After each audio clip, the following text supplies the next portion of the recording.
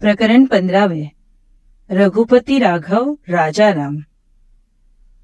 साने गुरुजी आपल्या मित्रांसोबत बसले असता लहानपणीची एक सुंदर आठवण त्यांना झाली व त्याबद्दल ते आपल्या मित्रांशी बोलत होते.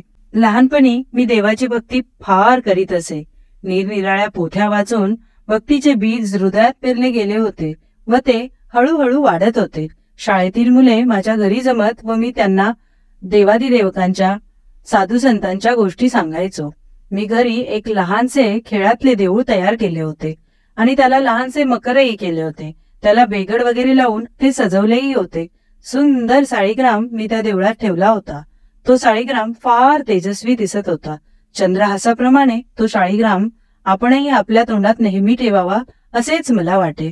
रविवार आला म्हणजे माझे मित्र व मी पुष्कळ भजन करीत असो. कधी कधी आम्ही कथा कीर्तनही करीत असो. आमच्याजवळ मृदुंग वगैरे वाद्ये थोडीच होती.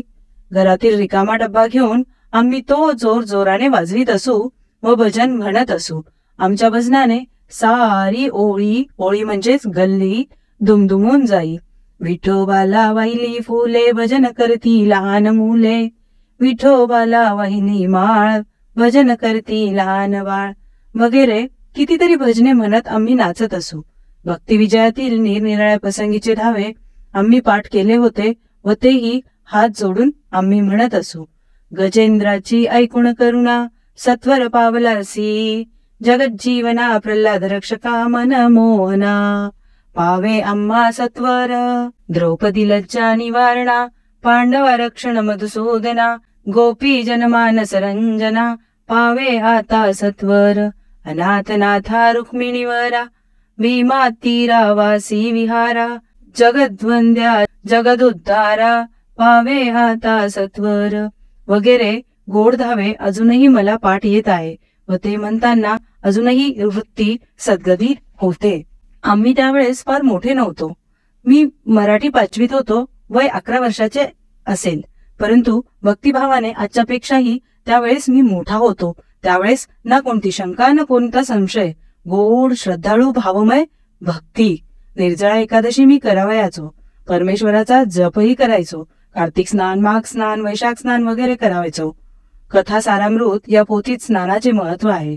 स्नान करून शेंडी उजव्या बाजूने पिळली तर अमृत होते असे त्या पोथीत एके ठिकाणी लिहिले होते. एका राजपुत्राला कोणी ब्राह्मणाने ती शेंडी त्याच्या तोंडात पिळून उठविले अशी कथा दिली आहे. मला ते खरे वाटे. आमच्या गावात कोणीतरी मेले होते. मी आईला विचारले, मी पहाटे अंघोळ करून उजव्या बाजूने शेंडी त्याच्या तोंडात पिळीन, मग तो उठेल हो की नाही ग? आई हसली व म्हणाली, अरे तू वेडा आहेस का रे? त्यावेळीची ती भोळी श्रद्धा चांगली की आजचा संशय चांगला मला काही सांगता येत नाही. परंतु जाऊ द्या, मी गोष्टच सांगणार आहे आणि मी जी आज गोष्ट सांगणार आहे ती अगदी निराळीच आहे. चातुर्मासात आमच्या गावातील गणपतीच्या देवळात रोज पुराण होत असे. कोणीतरी शास्त्री येत व 4 महिने आमच्या गावात मुक्काम करीत. सायंकाळी 4-4:30च्या सुमारास पोथी सुरू होत असे. गणपतीचे देऊळ आमच्या घरापासून फार लांब नव्हते. त्यावेळेस आजोळच्या घरी आम्ही राहत होतो. देवळातील पुराण जर मोठ्याने सांगितले तर समोरच्या आमच्या घरी ते ऐकू येत असे. पुराणाला 10-5 पुरुष व 10-20 बायका बसत असत. त्या दिवशी रविवार होता. देवळात पुराण सुरू झाले. आई पुराणास गेली होती.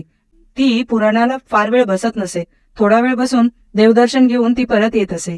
घरात कोणी नव्हते. आम्ही मुले जमलो होतो. भजन करण्याचे ठरले. घरातील रिकामे डब्बे आणले गेले. टाळ घेतले. भजन सुरू झाले. आम्ही नाचू लागलो, गाऊ लागलो. तो डब्यांचा आवाज आम्हाला फार गोड वाटला. लहानपणी सर्वच आवाजात संगीत वाटते. मुलांना डबा बडविण्यात आनंद वाटतो, परंतु मोठ्या माणसांना ती कटकट होते. श्रीराम जय राम जय जय राम असा घोष दुमदुमून गेला. आम्ही मत्त झालो होतो. प्रभू सवे लढू आम्ही कुस्ती, प्रेमाची चढली मजमस्ती रे, प्रेमाची चढली मजमस्ती. आमच्या कोलाहलाने देवळातील पुराणास अडथळा आला. शास्त्रीबुवांचे पुराण कोणाला ऐकू जाईना. काय शिंची कार्टी असे कोणी म्हणू लागले. हा सगळा त्या श्यामचा चावटपणा. येथे पुराण चालले समजू नये का? पण घरातल्या माणसांना कसे आवडेल हे? त्यांनी बंद नको का करायला? अहो पोरांना हल्ली लाडोबाच करून ठेवतात अशी भाषणे देवळात सुरू झाली. आमचे भजन जोरात चालूच होते. आम्ही आजूबाजूचे जग विसरून गेलो होतो. देवळातील मंडळींनी गुरुवाला बोलविले व त्याला ते सांगितले, जा रे त्या श्यामच्या घरी व म्हणावे, आरडाओरड बंद कर, येथे पुराण चालले आहे.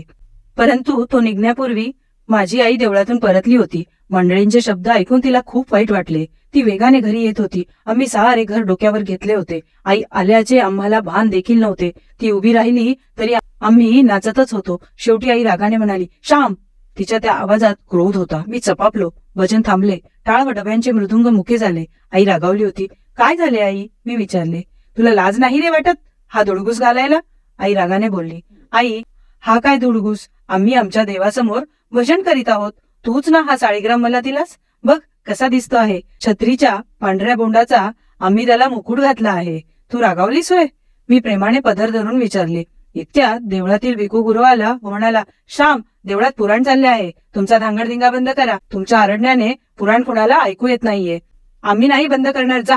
त्यांचे पुराण चालले आहे तर आमचे भजन चालले आहे. आमचा एक मित्र म्हणाला. अरे श्याम, जरा हळू भजन करा. हे डबे कशाला वाजवायला हवेत? आणि या झांजा मोठ्याने ओरडले म्हणजेच काय देव मिळतो? आपल्यामुळे जर दुसऱ्याला त्रास होत असेल तर ते रे कसले भजन?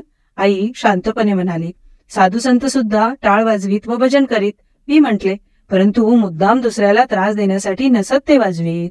इतरांना त्रास झाला असता तर त्यांनी भजने थांबवली असती. श्याम, तुला देवाचे नाव प्रिय आहे का हे वाजवणे प्रिय आहे? आईने विचारले. वाजविले म्हणजे आई रंग चढतो. नुसते नाव कंटाळा आले. मी म्हणालो, हळूहळू टाळ्या वाजवा, ताल धरा, म्हणजे झाले. मुद्दाम अडून बसू नये. वाजवणे ही महत्वाची गोष्ट नाही. तुम्हाला देवाच्या नावापेक्षा आरडाओरड व वाजवणे हेच आवडते.